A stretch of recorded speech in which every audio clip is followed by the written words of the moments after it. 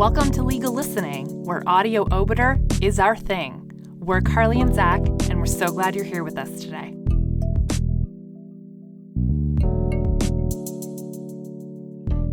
Hi there, just me today. I'm about to bring you the dissenting opinion in Hill and Hamilton Police. This is the dissenting opinion on the cross appeal.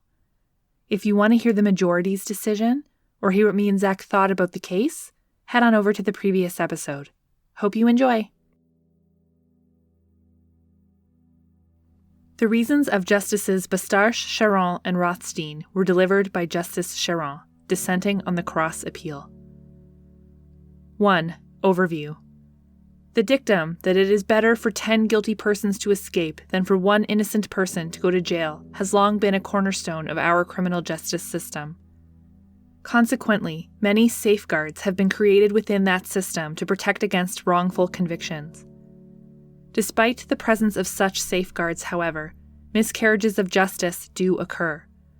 When an innocent person is convicted of a crime that he or she did not commit, it is undeniable that justice has failed in the most fundamental sense. Mr. Hill submits that he is one such victim of the criminal justice system. Of the 10 robbery charges laid against him, 9 were withdrawn by the Crown. Mr. Hill was convicted on the remaining charge, but, following a successful appeal, was retried and ultimately acquitted of the offense. Mr. Hill claims that he has sustained significant damages because of substandard policing during the course of the criminal investigation leading to and following the charges laid against him. He therefore brings this action in negligence. While Mr. Hill acknowledges that his cause of action is novel, he nonetheless submits that the tort system can act as an effective deterrent against and fairly allocate the costs arising from negligent investigative practices. Consequently, he urges this court to bring the law of negligence to bear on the problem of wrongful convictions by recognizing a new tort of negligent investigation designed to compensate the wrongfully convicted who have suffered damages as a result of a substandard police investigation. The Crown takes the position that this mischaracterizes the issue. In its view, this is not a case about providing a remedy for the wrongfully convicted, since, if this court accepts Mr. Hill's argument, any person charged with a criminal offense in respect of whom the charge does not ultimately result in a conviction would be a potential plaintiff. The Crown submits that the wrongfully convicted consist, rather, of those persons who are not only presumed innocent or found not guilty, but who are also determined to be factually innocent after a review or an inquiry under Section 696.1 to 696.6 of the Code. The Crown argues further that, for important public policy reasons, tort liability should be limited to instances where the police seriously abuse or misuse their public powers, not where they are merely negligent in the discharge of their duties. According to the Crown, the imposition of a duty of care and negligence would not only subsume existing torts such as false arrest, false imprisonment, malicious prosecution, and misfeasance in public office, but would upset the careful balance between society's need for effective law enforcement and an individual's right to liberty. The novel question before this court is therefore whether the new tort of negligent investigation should be recognized by Canadian law. I have concluded that it should not. A private duty of care owed by the police to suspects would necessarily conflict with the investigating officer's overarching public duty to investigate crime and apprehend criminals. A private duty of care owed by the police to suspects would necessarily conflict with the investigating officer's overarching public duty to investigate crime and apprehend offenders. The ramifications from this factor alone defeat the claim that there is a relationship of proximity between the parties sufficient to give rise to a prima facie duty of care. In addition, because the recognition of this new tort would have significant consequences for other legal obligations, and would detrimentally affect the legal system and society more generally, it is in my view that even if a prima facie duty of care were found to exist, that duty should be negatived on residual policy grounds. Therefore, for the reasons that follow, I would allow the Crown's cross-appeal and find that the tort of negligent investigation is not a remedy available at common law. In light of this conclusion, I find that the action was properly dismissed by the courts below. I would therefore dismiss Mr. Hill's appeal. 2. Analysis. 2.1. Elements of the tort action. Mr. Hill claims that the defendants, who for simplicity I will refer to collectively as investigating officers, committed the tort of negligent investigation and that he is entitled to damages. In order to succeed in his claim, Mr. Hill must establish the following elements. 1. That the investigating officers showed him a duty of care. 2. That the investigating officers failed to meet the standard of care appropriate in the circumstances. 3. That he suffered a compensable loss or injury.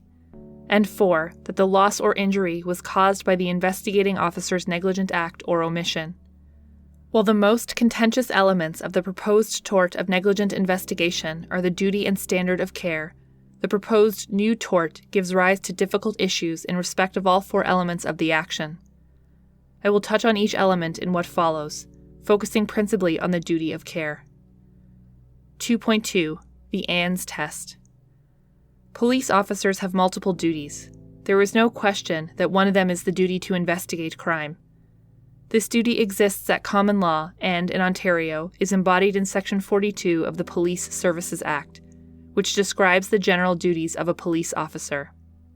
Although investigating crime is not specifically listed, several of the listed duties are related to or form part of the police investigation into crime. Section 42 sub 1 reads as follows. 42 sub 1. The duties of a police officer include A. Preserving the peace. B. Preventing crimes and other offenses and providing assistance and encouragement to other persons in their prevention. C. Assisting victims of crime. D. Apprehending criminals and other offenders and others who may lawfully be taken into custody. E. Laying charges and participating in prosecutions. F. Executing warrants that are to be executed by police officers and performing related duties. G. Performing the lawful duties that the Chief of Police assigns. H. In the case of a municipal police force and in the case of an agreement under Section 10, Agreement for Provision of Police Services by the OPP, enforcing municipal bylaws. I. Completing the prescribed training. There is no dispute that a police officer owes an overarching duty to the public to investigate crime. The question that occupies us here is whether this overarching public duty translates into a private duty owed to individual members of that public who fall in a particular class, namely suspects under investigation. This question calls for the application of what is commonly called the Ann's Test, in reference to the House of Lords decision in Ann's and Merton London Borough Council, as refined by this court in Cooper and Hobart. The Chief Justice has set out in some detail the analytical framework that must be followed in applying the Ann's Test. For the purpose of my analysis, I need only summarize that test briefly. For convenience, I reproduce here the succinct summary of the Ann's Test, articulated by Chief Justice McLaughlin and Justice Major in Edwards. Quote, at the first stage of the Ann's Test, the question is whether the circumstances disclose reasonably foreseeable harm and proximity sufficient to establish a prima facie duty of care. The focus at this stage is on factors arising from the relationship between the plaintiff and the defendant, including broad considerations of policy. The starting point for this analysis is to determine whether there are analogous categories of cases in which proximity has previously been recognized. If no such cases exist, the question then becomes whether the new duty of care should be recognized in the circumstances. Mere foreseeability is not enough to establish a prima facie duty of care. The plaintiff must also show proximity, that the defendant was in a close and direct relationship to him or her, such that it is just to impose a duty of care in the circumstances. Factors giving rise to proximity must be grounded in the governing statute where there is one, as in the present case." End quote. If the plaintiff is successful at the first stage of Ann's, such that a prima facie duty of care has been established, despite the fact that the proposed duty does not fall within an already recognized category of recovery, the second stage of the Ann's test must be addressed. That question is whether there exist residual policy considerations which justify denying liability. Residual policy considerations include, among other things, the effect of recognizing that duty of care on other legal obligations, its impact on the legal system, and, in a less precise but important consideration, the effect of imposing liability on society in general.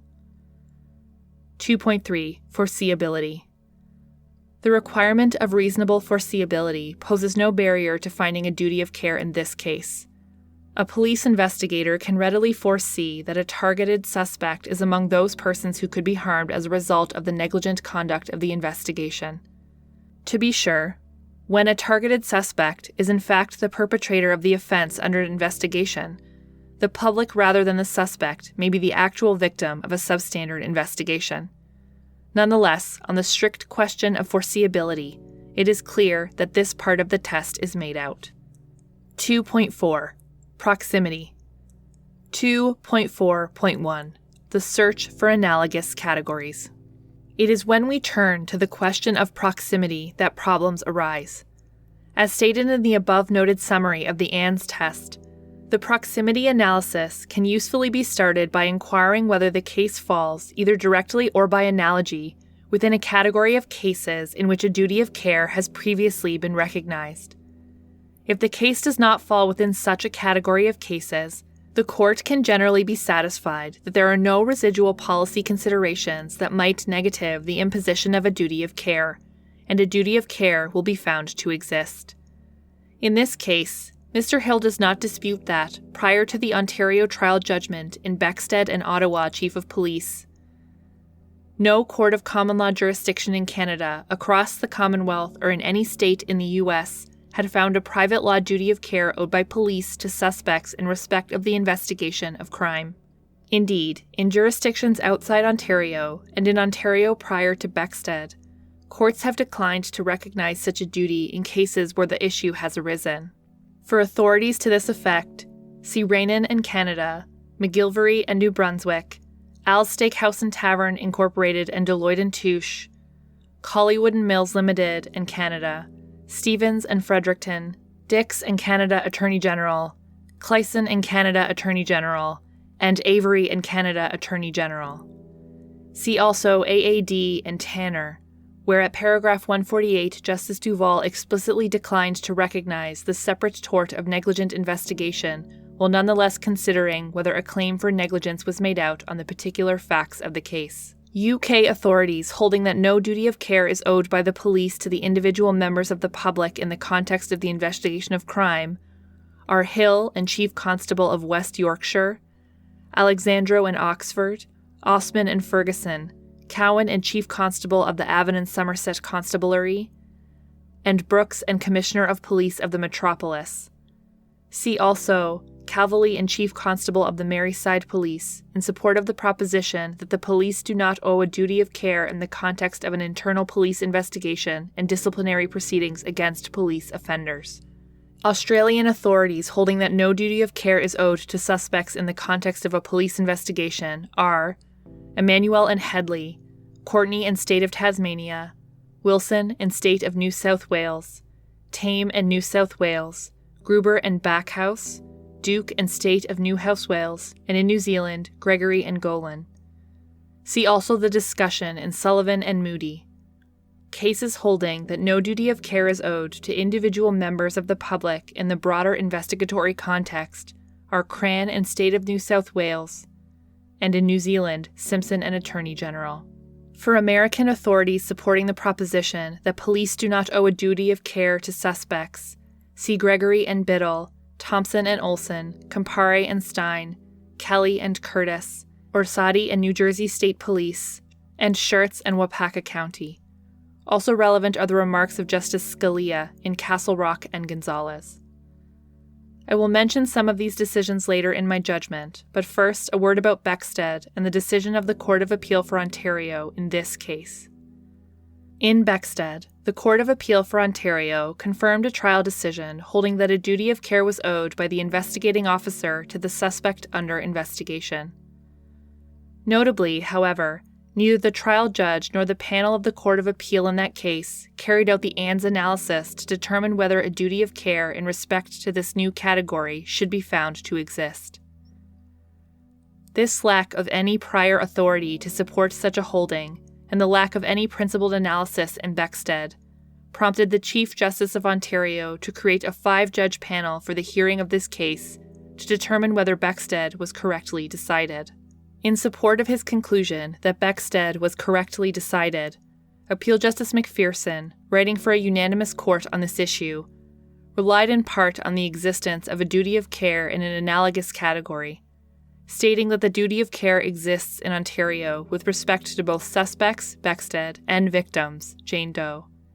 He then concluded that he could see no principled basis for distinguishing the two categories. The question whether the relationship between the investigating officer and the victim or potential victim of crime can give rise to a private duty of care has never been considered by this court, and we are not deciding this issue on this appeal.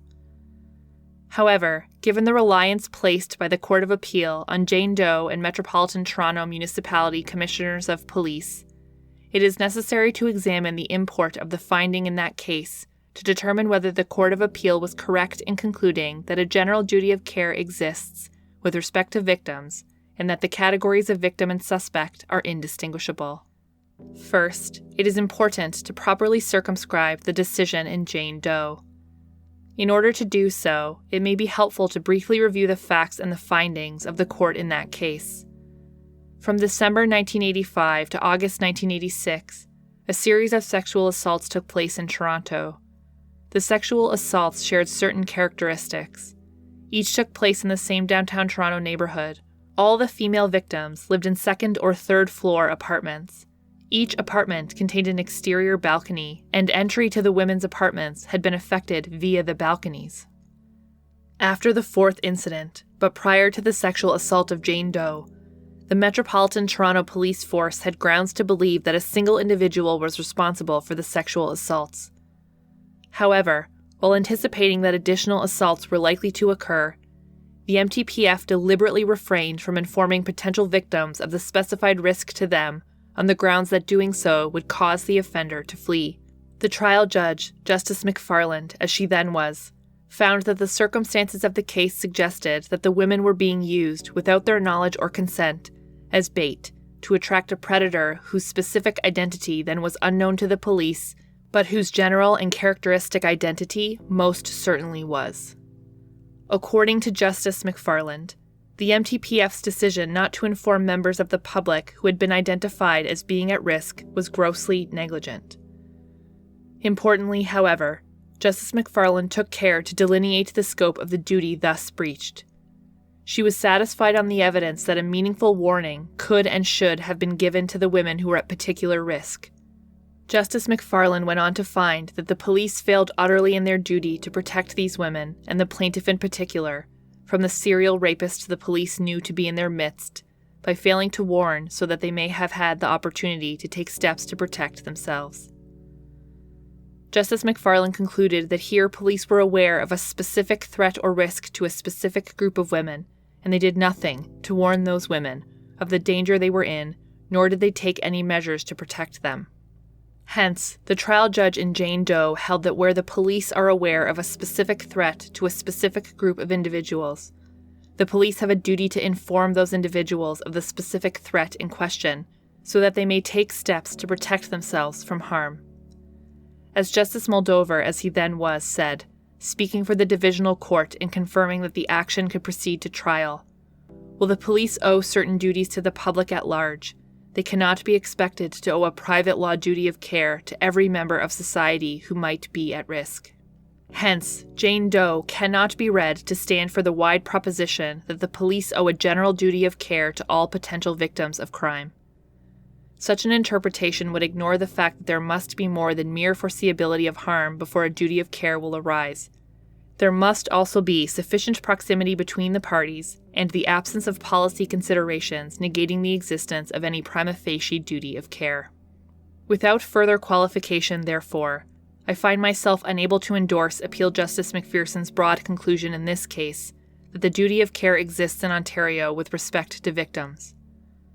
I also respectfully disagree with his assertion that there is no principled basis on which to distinguish between the two categories. To the contrary, there is crucial distinction between victim and suspect. The distinction resides in the fact that the public interest in having police officers investigate crime for the purpose of apprehending offenders, and a potential victim's interest in being protected from the offenders, are generally reconcilable. In contrast, the police officer's duty to investigate crime and apprehend offenders is diametrically opposed to the interests of the person under investigation.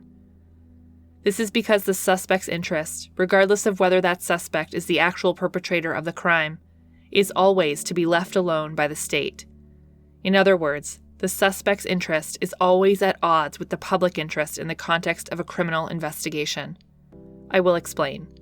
That a perpetrator's interest is at odds with the public interest in having him investigated and apprehended is too obvious to require explanation.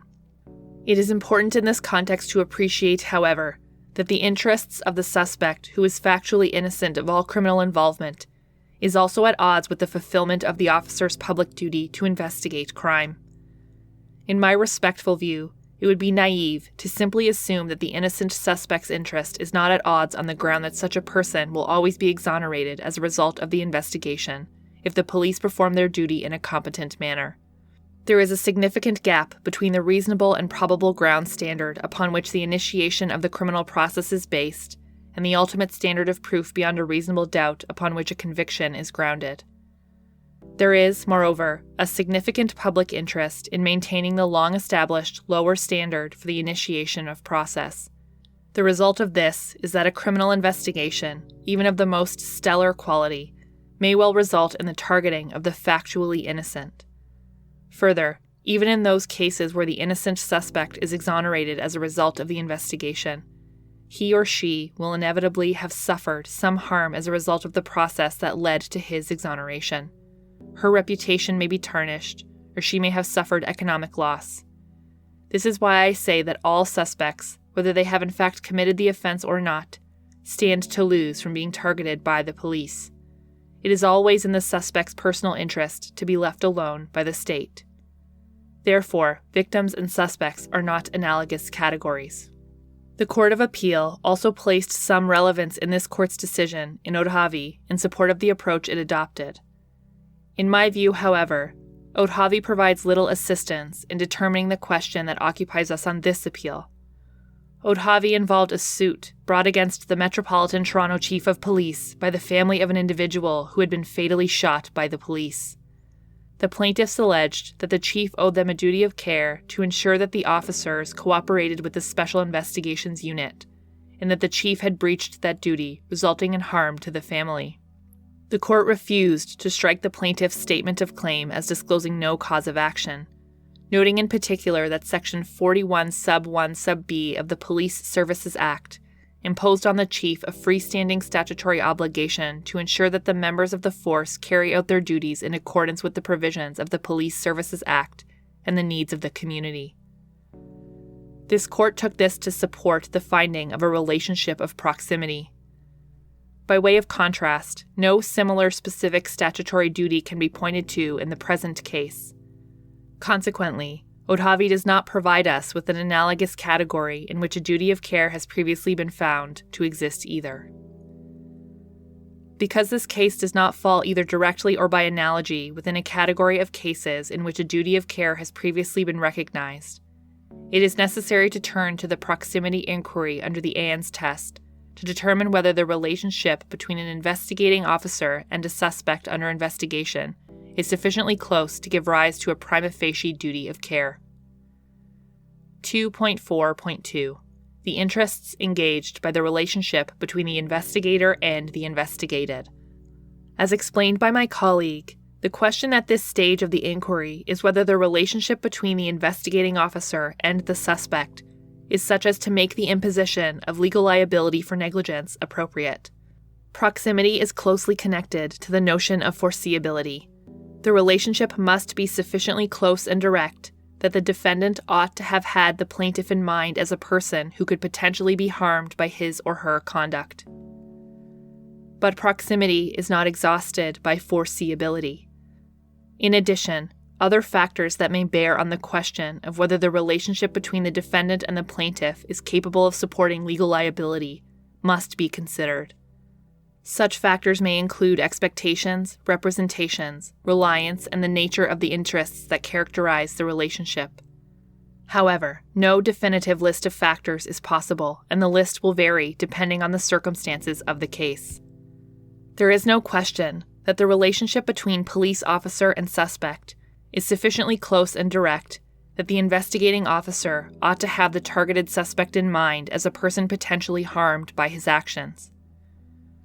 As I have noted, however, other factors engaged by the relationship must also be considered in order to reach a conclusion regarding proximity. In my view, none of these further factors, either jointly or severally, is sufficient to give rise to the required proximate relationship. Chief Justice McLaughlin identifies the expectations of the parties and the interests engaged by the relationship as relevant factors giving rise to a relationship of proximity. In respect of the first factor, my colleague states, quote, viewed from the broader societal perspective, suspects may reasonably be expected to rely on the police to conduct their investigation in a competent, non-negligent manner, end quote. From a logistical standpoint, I take no issue with this proposition. Since society undoubtedly relies on police officers to perform their public duty to investigate crime and apprehend criminals in a competent, non-negligent manner, the suspect, as a member of that society, may reasonably be said to share that expectation. The critical factor, however, and one which, in my view, strongly militates against the recognition of a duty of care, is the second one, the interests engaged by the relationship. Chief Justice McLaughlin describes the high interests at stake for the targeted suspect. As she states, the suspect has a critical personal interest in the conduct of the investigation. At stake are his freedom, his reputation, and how he may spend a good portion of his life. In addition, as the statement of claim in this case reveals, the targeted suspect's financial interests are also engaged. Mr. Hill claims loss of wages, decreased future income-earning ability, and numerous out-of-pocket expenses. My colleague concludes that these high interests support a finding of proximate relationship, giving rise to a duty of care. With respect, however, the suspect's interests are not the only interests engaged by this relationship.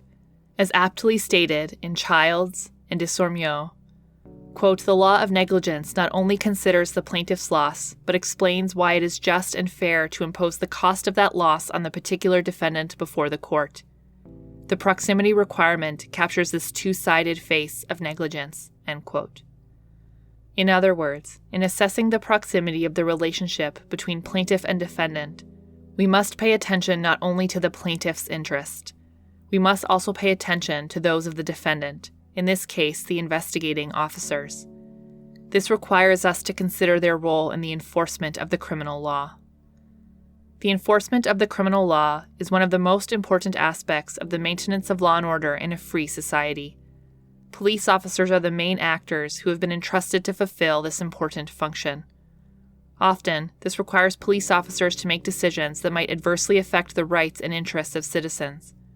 As the Canadian Association of Chiefs of Police noted in its factum, quote, while there is a superficial similarity between liability and negligence for police officers and liability and negligence for other professionals, there's also a fundamental distinction. Other professionals have a private law duty to act in the best interests of their clients. Police officers, however, are public office holders and have a public duty to act in the best interests of society as a whole.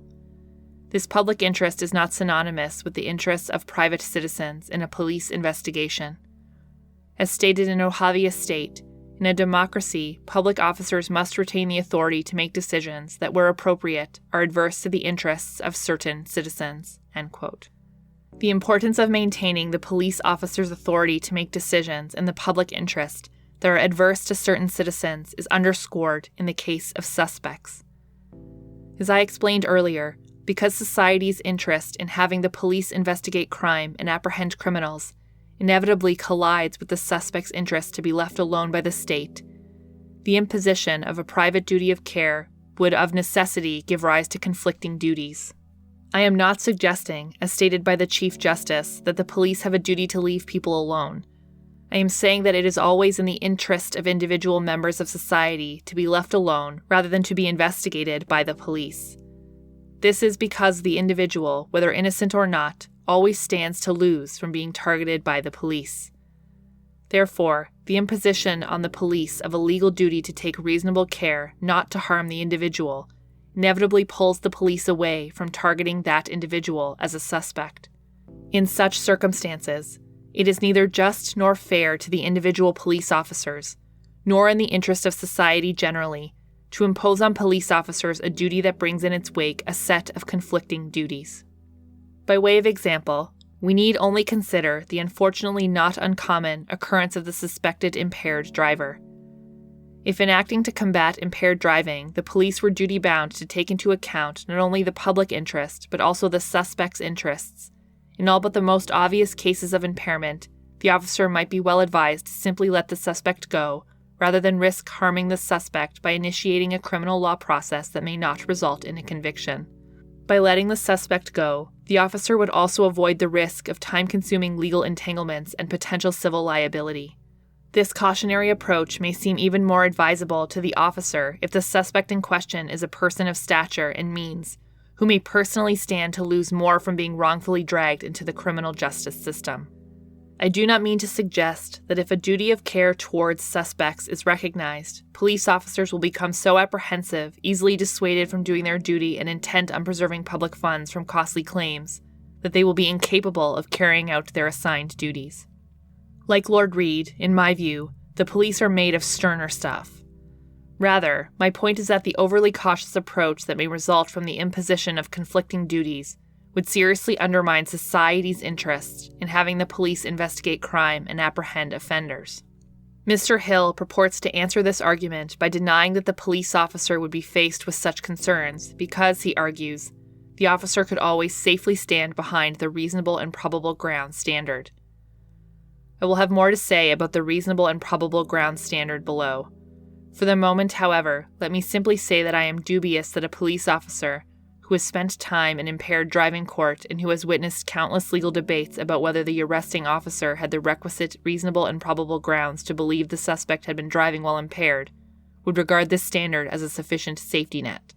Therefore, I am not persuaded that the potential ramifications of imposing on police these conflicting duties can be so easily answered by an appeal to the reasonable and probable grounds standard.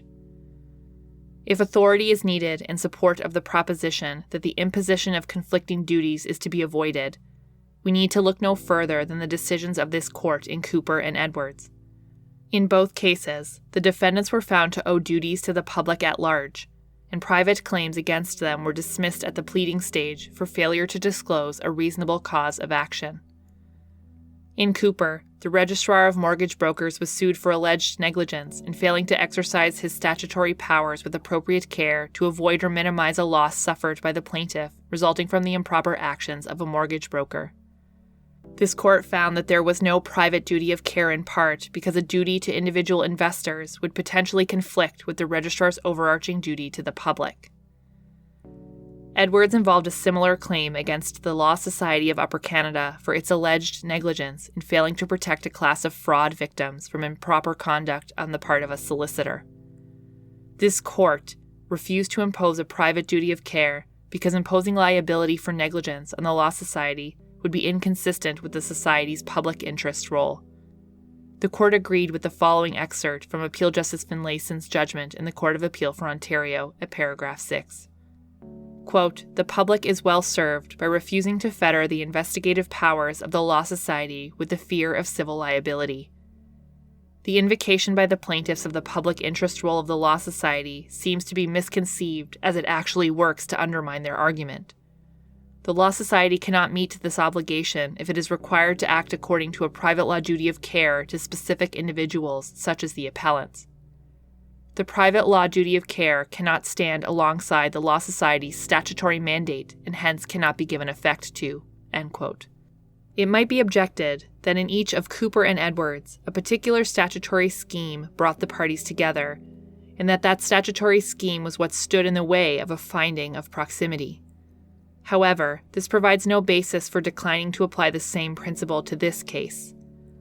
Although the police officer's duty to investigate crime and apprehend suspects is rooted in common law, it is also recognized expressly or impliedly by statute.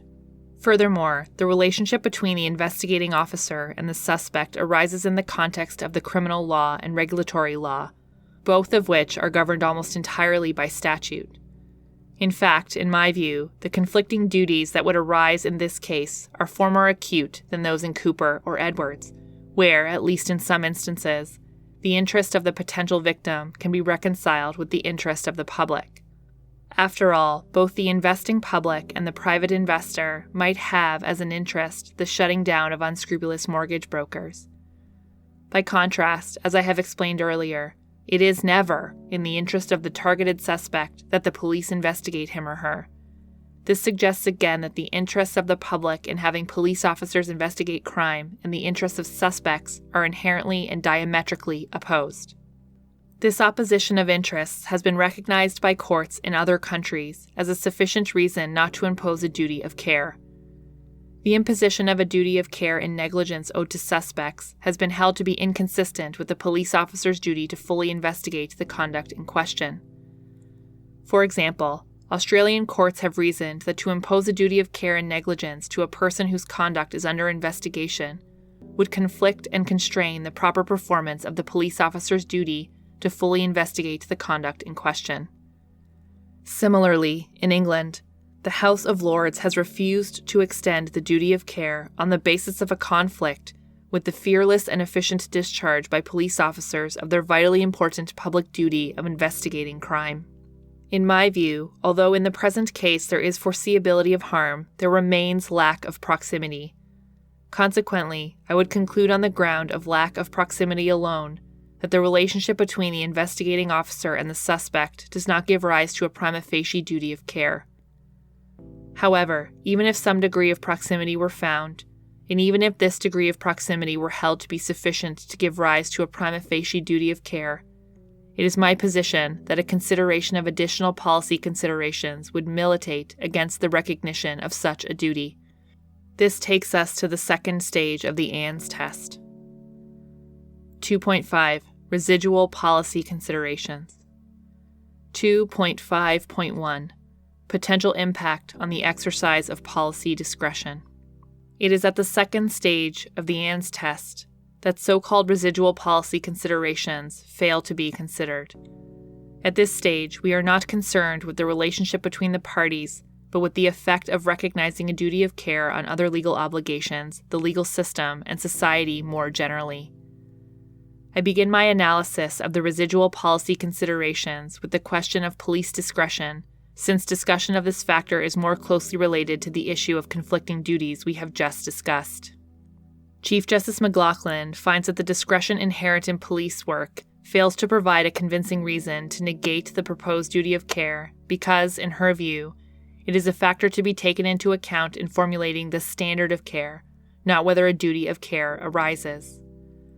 I disagree. The concern about police discretion in this context is not whether the courts will be able to properly distinguish between mere errors of judgment and negligent acts. Police discretion is a significant factor because the police have the discretionary power not to investigate further or engage the criminal process despite the existence of reasonable and probable grounds to believe that an offense has been committed. A concern therefore arises from the fact that, should this court recognize a private duty of care owed to the suspect under investigation, this power could be exercised not to advance the public interest as it should be, but out of a fear of civil liability. The police discretionary power has been recognized by this court as an essential feature of the criminal justice system. As stated by Justice Laforet in The Queen and Bear, a system that attempted to eliminate discretion would be unworkably complex and rigid. Equally important, however, is the need to properly circumscribe this power so that it be exercised solely in the public interest. This issue arose recently in The Queen and Beaudry. This court recognized that the police officer's duty to enforce the law and investigate crimes is not absolute and is subject to the exercise of discretion. Thus, a police officer who has reasonable grounds to believe that an offense has been committed, or that a more thorough investigation might produce evidence that could form the basis of a criminal charge, may exercise his or her discretion to decide not to engage in the judicial process.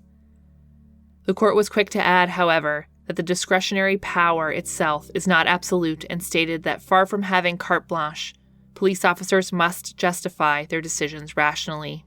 The exercise of the discretion must first be justified subjectively. It must have been exercised honestly and transparently, and on the basis of valid and reasonable grounds. In addition, the exercise of discretion must also be justified on the basis of objective factors. At first blush, it may be thought that the imposition of a private duty of care to the suspect and the consequent potential for civil liability should give rise to no concern about the improper exercise of police discretion. Just as a decision based on favoritism or on cultural, social, or racial stereotypes cannot constitute a proper exercise of police discretion, so would a police officer being precluded from deciding not to engage the criminal law process simply to avoid potential civil liability. Again, however, I am not persuaded that we can so easily disregard the potential legal and societal ramifications of imposing on police such a duty. If this court accepts Mr. Hill's argument, the investigating officer will be legally bound not only to fulfill his or her public duty to enforce the law, but also to take care not to harm the suspect by conduct that may ultimately be found to fall below the relevant standard of care. The law should not impose a duty unless it expects that it will be fulfilled. Of course, the surest way of avoiding harm to the suspect is for the officer to decide not to issue process and not engage the criminal law. In other words, in order to reconcile the conflicting duties imposed by law, the police officer may well choose to avoid any risk of harm to the suspect by the exercise of police discretion. Since there is a significant gap between the reasonable and probable ground standard to issue process and the beyond a reasonable doubt standard to convict, the prudent officer who tries to reconcile his public duty to enforce the law and his private duty not to harm the innocent suspect may well be advised not to issue process except in cases where the evidence is overwhelming.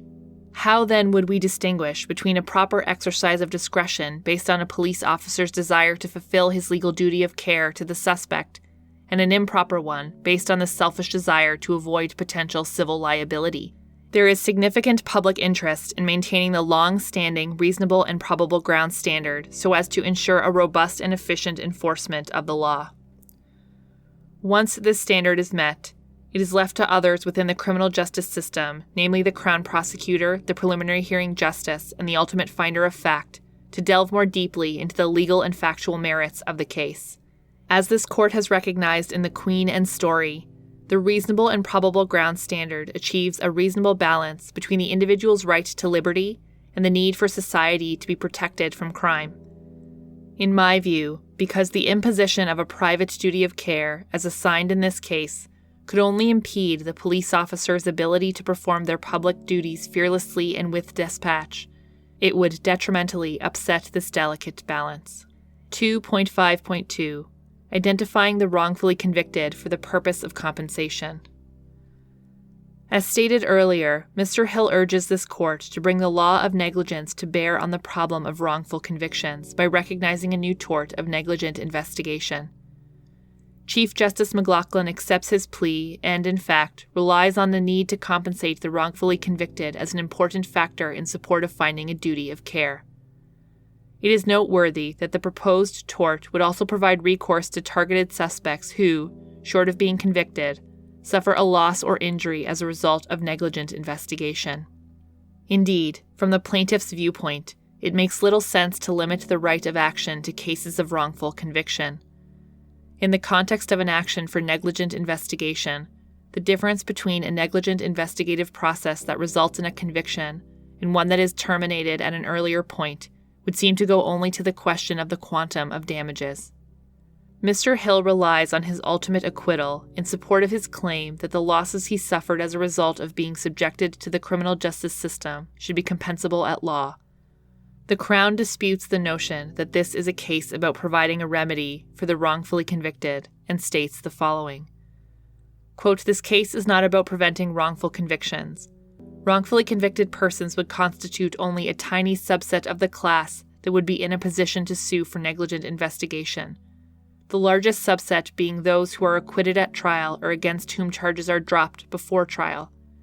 Even amongst the wrongfully convicted, few people would be able to establish that negligent police investigation caused their conviction." End quote. No one is disputing the validity of Mr. Hill's acquittal. However, the distinction between an acquittal and a finding of innocence must be considered in assessing the potential ramifications of recognizing a tort of negligent investigation. The difficulty arises from the fact that our criminal justice system is not focused on identifying the innocent. The verdict in a criminal case is guilty or not guilty. A verdict of not guilty is not a factual finding of innocence. Neither is an order on appeal overturning a conviction. A verdict of not guilty encompasses a broad range of circumstances, from factual innocence to proof just short of beyond a reasonable doubt. That reality about our criminal justice system raises difficult questions of public policy when it comes time to consider the issues of compensation. Should compensation be reserved to those accused who are factually innocent of the crime with which they were charged or convicted? If so, how should factual innocence be determined? The question whether any inquiry should be made into the true status of the acquitted person is itself rather controversial. The controversy in a nutshell can be described as follows. On the one hand, a compelling argument can be made that a not guilty verdict should be considered as a determination of innocence for all purposes, including compensation. Under this first approach, all persons charged with a criminal offense who are ultimately found not guilty could fall in the category of potential plaintiffs. The most powerful argument in support of this approach is that any qualification of the verdict of acquittal would in effect introduce the third verdict of not proven, which has not been accepted in our criminal justice system. The introduction of such a Scotch verdict would create a lingering cloud over those persons who have been found not guilty or in respect of whom the criminal process was terminated but whose innocence has not been conclusively ascertained. Professor H.A. Kaiser, in the context of discussing possible statutory compensation schemes, explains the rationale for having a more inclusive compensatory approach in his article, Wrongful Conviction and Imprisonment, towards an end to the compensatory obstacle course. Quote, "It is argued that persons who have been wrongfully convicted and imprisoned are ipso facto victims of a miscarriage of justice and should be entitled to be compensated. To maintain otherwise introduces the third verdict of not proved or still culpable under the guise of a compensatory scheme, supposedly requiring higher threshold standards that are necessary for a mere acquittal. As Professor McKinnon forcefully maintains, one who is acquitted or discharged is innocent in the eyes of the law, and the sights on the rest of us should not be set any lower. There is a powerful social interest in seeing acquitted persons do no worse than to be restored to the lives they had before they were prosecuted." End quote. On the other hand, an equally compelling argument can be made that any compensation regime that is not limited to the factually innocent is unacceptable because it would provide the persons who have in fact committed the offense, but whose guilt could not be proven, with a possible means of profiting from the commission of their crime. Under the federal provincial guidelines compensation for wrongfully convicted and imprisoned persons, agreed to and adopted by federal and provincial justice ministers in March 1988, a clear distinction is made between a finding of not guilty and a finding of innocence for the purpose of compensation. The following was added to the listed prerequisites for eligibility for compensation. Quote, "As compensation should only be granted to those persons who did not commit the crime for which they were convicted, as opposed to persons who are found not guilty.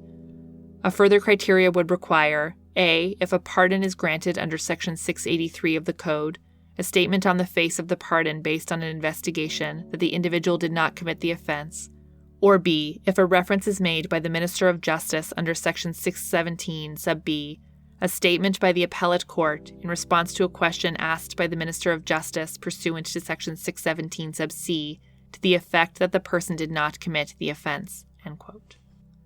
The Chief Justice alludes to this concern when she stresses at paragraph 64 that any suspect suing the police bears the burden of showing that police negligence in the course of an investigation caused harm compensable at law, and that evidence going to the factual guilt or innocence of the suspect, including the results of any criminal proceedings that may have occurred, may be relevant to this causation inquiry. My colleague takes the position, however, that it is not necessary to decide here whether an acquittal should be treated as conclusive proof of innocence in a subsequent civil trial.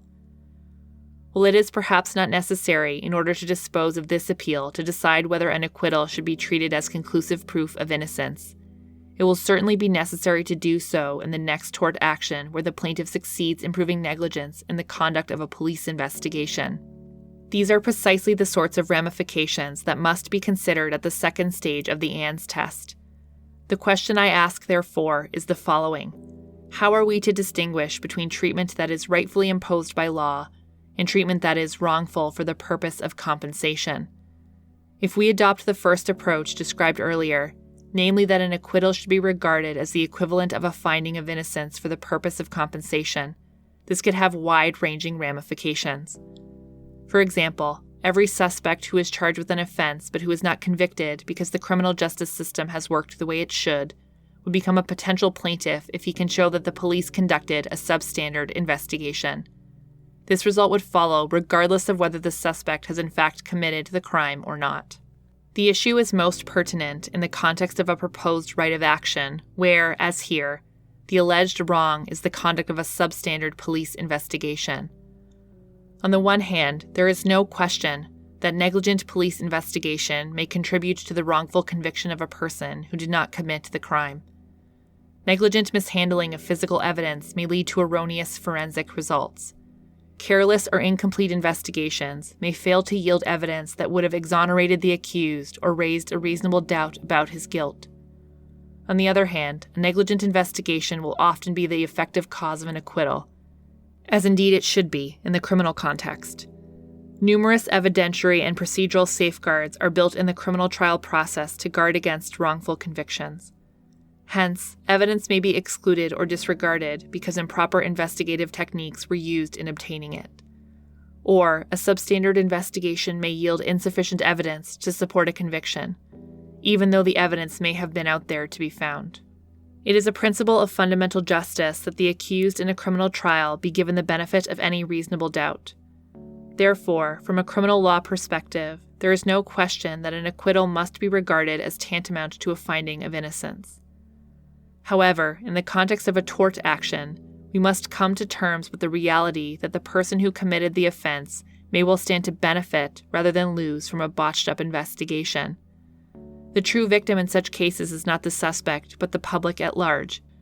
Should the successful accused who actually committed the offense be entitled to use the acquittal brought about by the negligent conduct of police investigators as a basis to claim compensation? A simple example may assist in understanding how this difficulty may easily arise and why it cannot simply be resolved by a careful tailoring of the appropriate standard of care. Let us assume that a complainant is the victim of a brutal sexual assault. The perpetrator is unknown to her. However, she provides a detailed description to the police which leads them to pick from police files a photo of a suspect matching her description. The complainant is shown the single photo and she positively identifies the person in the photo as her assailant. Fearing the assailant may strike again, the police quickly apprehend the suspect. The police later arrange for a physical lineup comprised of several persons, including the suspect in the photo. The other persons in the lineup bear questionable resemblance to the suspect. The complainant views the lineup and again identifies the suspect as her assailant. The suspect is charged. As it turns out at trial, there is little else connecting the suspect to the crime, and the case for the prosecution essentially turns on the complainant's eyewitness identification. The complainant is firm in her identification of the accused at trial. However, because of the inherent frailties of eyewitness identification and the risk that the identification made by the complainant may have been tainted by improper police techniques adopted in this case, the trial judge concludes that he cannot be satisfied beyond a reasonable doubt of the guilt of the accused. The accused is acquitted. The accused commences a civil action in negligence against the police, alleging that the improper identification techniques caused the complainant to wrongfully identify him as the perpetrator, which in turn led to his wrongful arrest and prosecution. He claims damages for loss of reputation, nervous shock, and the legal expenses incurred in defending himself against the charge. In defense of the claim, the defendant proposes to call the complainant to identify the plaintiff as her assailant. The defendant argues that any negligent conduct on his part did not cause the harm. Rather, the plaintiff's own conduct in committing the sexual assault occasioned his loss. The defendant argues further that, even if causation is proved, none of the damages should be compensable at law unless the plaintiff proves that he did not in fact commit the offense. How is the civil claim to be adjudicated? Is the acquittal to be considered as the legal equivalent of factual innocence in the civil trial, thereby precluding the defendant from advancing this line of defense? If that approach is adopted, the action in negligence is easily made out. The duty of care would exist as a matter of law. The breach of standard is proven because, quite clearly, the identification techniques fell below acceptable standards. The causal link is inevitably made out because if the plaintiff must be regarded as innocent of the crime, one can only conclude that it is the negligent conduct of the police that caused the complainant to wrongfully identify him as her assailant, which identification in turn caused him to be subjected to the entire criminal process. Upon proof of his loss, the plaintiff is assured of compensation. This result appears entirely just, if the plaintiff in fact is not the person who assaulted the complainant. On the other hand, if he is in fact the assailant, many would view it as unthinkable that his loss should be regarded as compensable at law, given that the true victim who was harmed as a result of the police officer's substandard conduct was society, not the plaintiff. Adopting the second approach, according to which a finding of not guilty is distinguished from factual innocence, could also bring about undesirable results if the plaintiff did not in fact commit the crime with which he was charged. If the acquittal is not conclusive of factual innocence, the plaintiff who bears the burden of proving his claim on a balance of probabilities would have to prove that he is not the assailant in order to succeed in his civil action. Meeting this burden may prove impossible to do so. It also seems unjust that, having already been acquitted, he should be put through this additional hurdle. It would also necessitate a retrial of the case, which may well lead to conflicting findings and put an aura of suspicion on his acquittal. Quite clearly, this court would have to choose one approach or the other on the question of compensability of harm. Whichever approach is adopted, there may be unforeseen and undesirable ramifications in the criminal context. If the first approach is adopted, would triers of fact be less inclined to arrive at a verdict of not guilty on the basis of deficiencies in the police investigation, knowing that this result could give the accused the right to claim damages? Conversely, if the second approach is adopted and one branch of the law draws a distinction between a finding of not guilty and a finding of innocence, would this undermine the overall meaning of an acquittal? These are the sorts of residual policy considerations to which the tort of negligent investigation gives rise. In my view, they provide us with reasons to be cautious about imposing on police officers a novel duty of care towards suspects. 2.5.3 Competing policy concerns not resolved by defining the standard of care. The Court of Appeal was of the opinion that policy concerns weighing against imposing a duty of care could be addressed by a carefully tailored standard of care. The court went on, however, to simply adopt the standard of care of the reasonable police officer in like circumstances as the appropriate standard, adding, quote, in an arrest and prosecution context, the standard becomes more specific and is directly linked to the statutory and common law duties, namely, did the police have reasonable and probable grounds to believe that the plaintiff had committed a crime, end quote. Chief Justice McLaughlin agrees that this is the correct standard. With respect, I fail to see how the ordinary negligence standard, even if linked to the reasonable and probable grounds standard, can reconcile the conflicting standards at play. In my view, the usual negligence standard cannot easily coexist with the governing criminal standards. By way of illustration, I will refer first to the hypothetical fact situation I have just discussed, and second, to the analysis in the courts below in this case. In the hypothetical example I have discussed earlier, the plaintiff's action in negligence against the police is based on the allegation that the improper identification techniques caused the complainant to wrongfully identify him as the perpetrator, which in turn led to his wrongful arrest and prosecution. As I have stated earlier, I believe there is no question in this hypothetical example that the identification techniques used by the police fell below acceptable standards. By showing the complainant a single photo of a suspect, and by construing a lineup with stand-ins who bore questionable resemblance with the suspect, the police investigator clearly did not meet the standard of the reasonable police officer in like circumstances. Therefore, under the usual negligence paradigm, this breach of standard of care could well result in civil liability, presumably, if one accepts the plaintiff's argument on causation, for all the damages that flowed from the initiation of criminal proceedings and the process that followed. The problem that arises, however, is that in focusing on the investigating officer's conduct and the civil standard of negligence, we easily lose sight of both the complainant's role and the criminal standard for initiating process.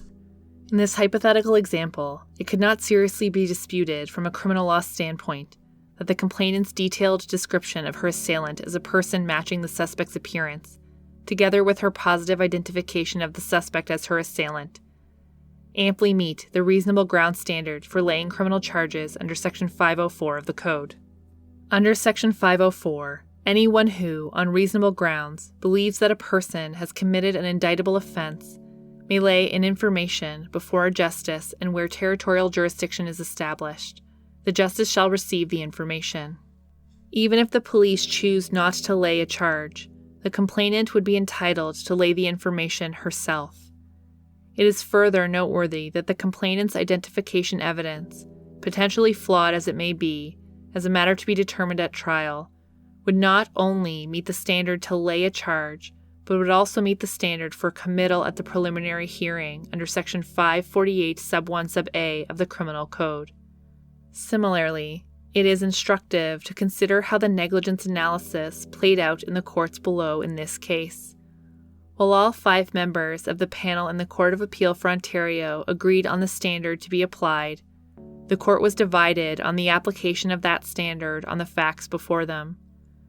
Of particular relevance to the point I am making is how the criminal standard for initiating process all but gets lost in the negligence analysis. I will explain. Much as in my hypothetical example, Mr. Hill's claim is based on alleged deficiencies in police identification techniques. In turn, he submits that these deficiencies led to his misidentification by witnesses, his wrongful arrest, and his conviction for the January 23, 1995 robbery. In particular, he alleges that police failed to follow their own internal guidelines with respect to the presentation of photo lineups to witnesses, and that the photo lineup of 11 Caucasians and 1 Aboriginal person was structurally biased against him. In determining whether there was a breach of the standard in this case, it therefore became incumbent upon the court to inquire whether the police, in using these identification techniques, met the reasonable police officer in the same circumstances standard. While all justices below proceeded with that analysis, they were divided on the result. The trial judge found that there was no breach of the standard, and this finding was upheld by 3 of the 5 justices in the Court of Appeal. The 2 dissenting justices were of the opinion that the identification techniques used by the police fell below this standard. However, despite the Court of Appeal expressly acknowledging that, in an arrest and prosecution context, the ordinary negligence standard must be linked to the reasonable and probable ground standard, none of the judges below considered the criminal standard for initiating process in their analysis. In other words, beyond inquiring into the identification techniques used by police, none of the judges asked themselves whether the charges were nonetheless laid on the basis of reasonable and probable grounds. The latter standard, of course, is the one by which the police are governed in the conduct of their criminal investigation, and, it is important to stress, it is in the public interest that it be maintained as the operative standard. As this court has observed in Story, quote, the importance of this requirement that police have reasonable grounds in order to effect an arrest to citizens of a democracy is self-evident. Yet society also needs protection from crime. This need requires that there be a reasonable balance achieved between the individual's right to liberty and the need for society to be protected from crime. Thus, the policy need not establish more than reasonable and probable grounds for an arrest, end quote. Therefore, if the civil standard for liability is to be carefully tailored so as to complement and not conflict with governing criminal standards, the presence of reasonable and probable grounds for laying the charge must constitute a bar to any civil liability. It cannot be sufficient for the plaintiff to show that identification techniques used by the police were substandard. Rather, it must be established that the identification process was so flawed that it destroyed the reasonable and probable grounds for laying the charge. It is only when this standard is met that the plaintiff can be said to have suffered, as Chief Justice McLaughlin puts it, compensable damage that would not have occurred but for the police's negligent conduct. Appeal Justice McPherson alluded to this notion that process would have issued in any event, not in his discussion on standard of care, but in considering the question of causation. He stated as follows, Quote, there is a complete answer on the facts to the submission that the unfair lineup tainted the entire identification procedure. The appellant was originally charged with 10 robberies, one of which took place on January 23, 1995. Ultimately, he faced a trial in relation only to this robbery. The photo lineup that the appellant attacks was not part of the evidence concerning this robbery. Rather, the identification evidence about the January 23rd robbery was the citing by P.C. Stewart and the positive identification of the appellant by 2 bank tellers based on a newspaper photograph on their desks. It follows that there is no causal link between the photo lineup and the appellant's arrest, detention, and trial on the charge relating to the January 23rd robbery. He would have been arrested on January 27th, detained and tried regardless of any negligence in preparing the photo lineup. However, because the trial judge addressed the photo lineup issue, I will also consider it on the merits." End quote.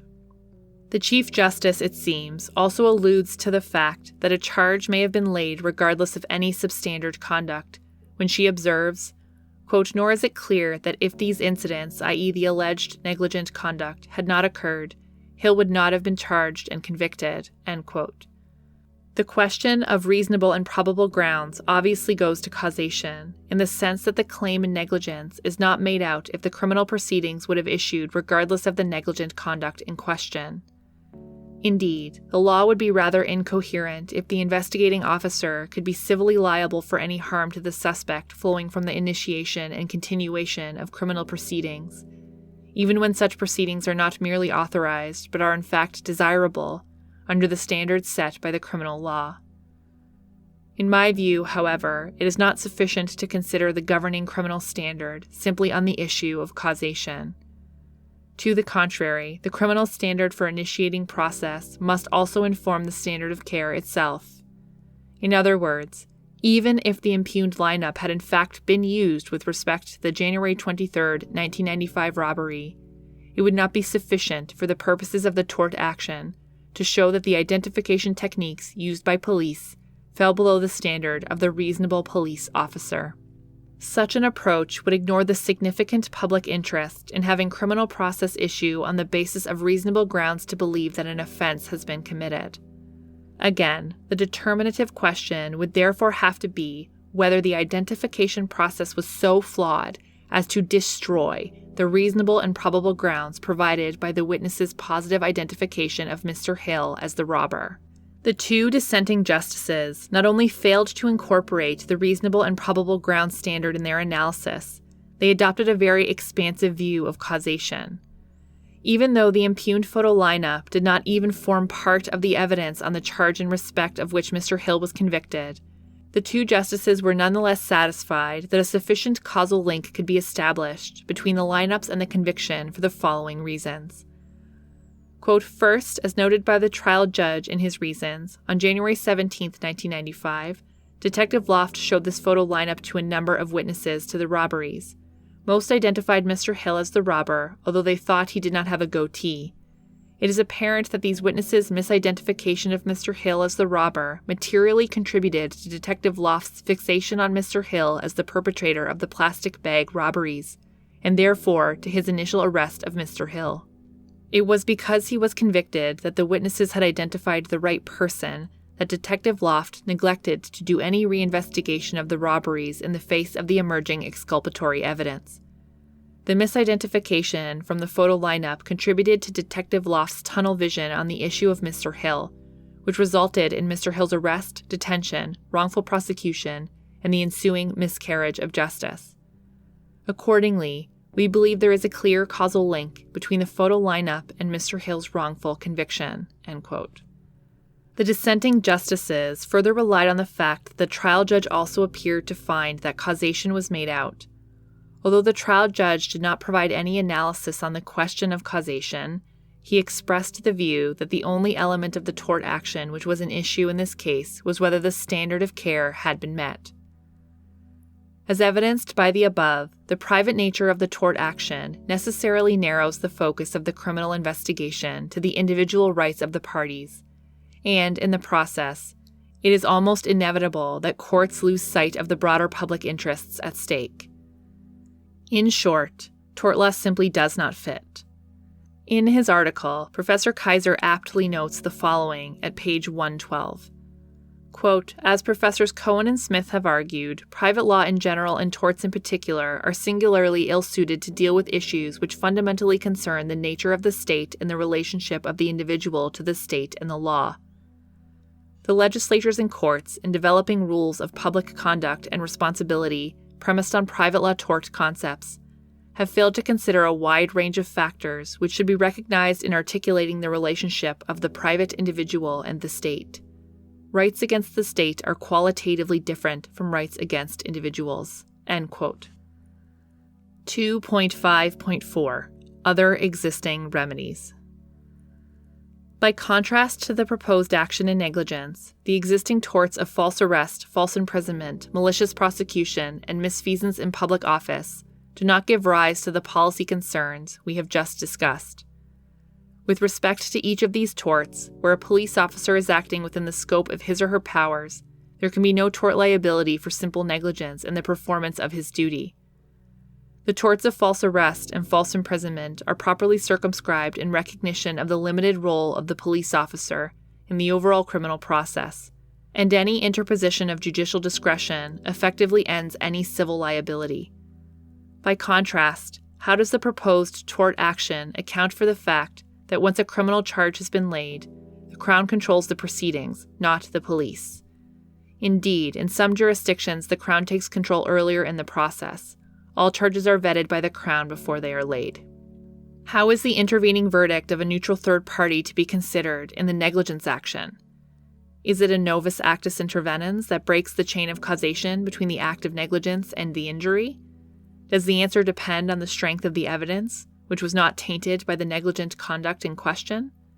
Since the ultimate issue on the question of duty of care is whether it is fair and just to impose it, is it fair to saddle the police with the entire cost when responsibility for wrongful convictions has been attributed to all players in the justice system, including witnesses, scientists, Crown attorneys, judges, and juries, none of whom is exposed to liability, with the exception of Crown attorneys for the tort of malicious prosecution?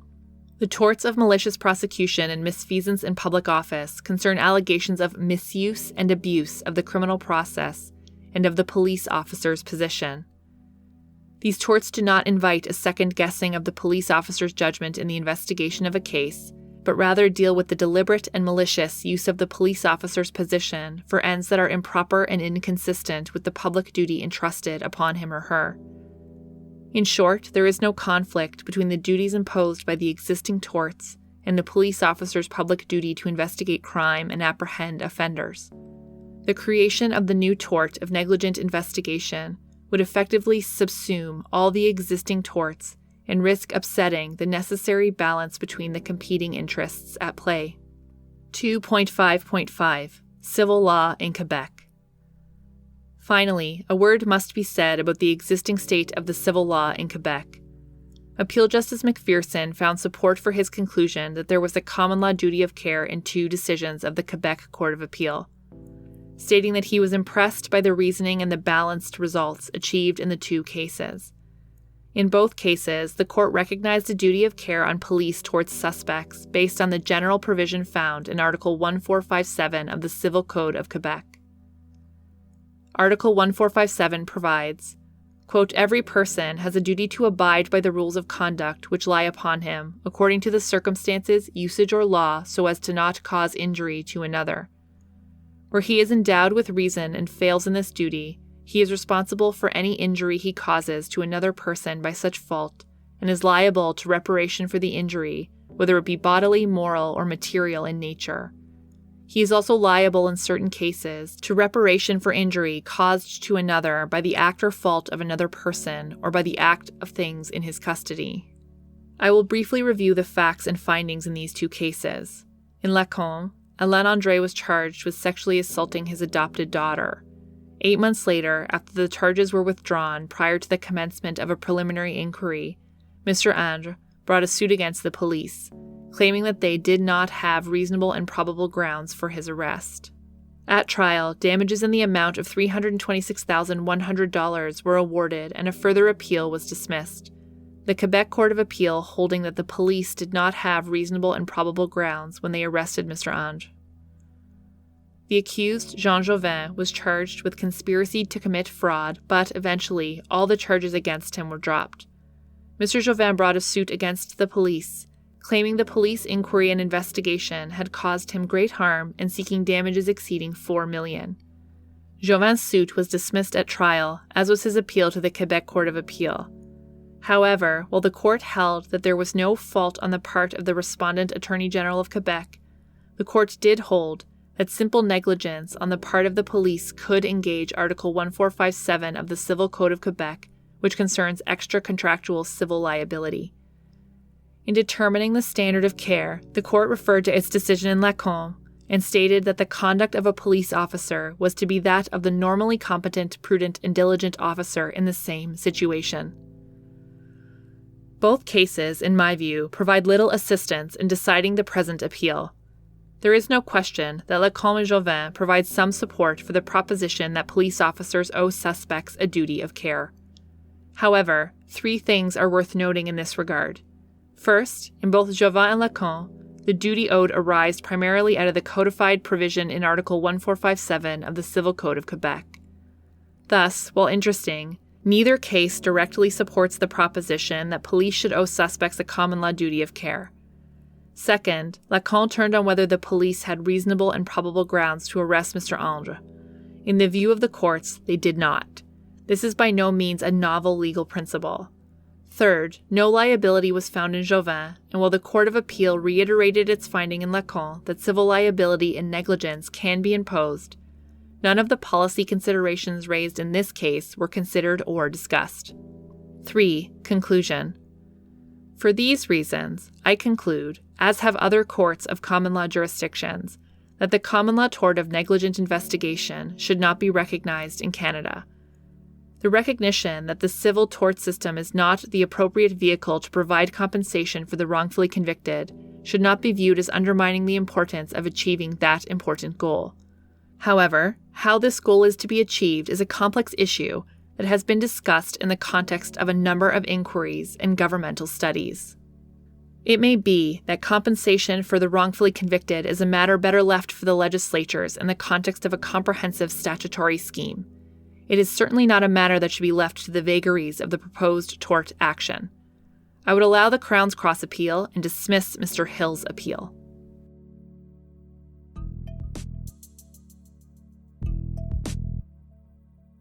Thanks for the listen, friend. I hope you're able to enjoy that case and learn something new from it. Legal Listening is founded by Zach Battiston and Carly Lyons. It is hosted by Zach Battiston, Carly Lyons, and you, our listeners. Executive produced by Zach Battiston, Carly Lyons, and Anthony Radomile. Audio engineering by Anthony Radomile. Graphic design by Julie Lundy. Check her out online at julielundyart.com. And music done by Matt Radomile at radandkel.com. At Legal Listening, we're always open to new ideas, suggestions, and of course, guest readers. Check us out on Twitter at Legal Listening or online at legallistening.com. Legal Listening, where audio obiter is our thing. We'll catch you in the next case. Bye now.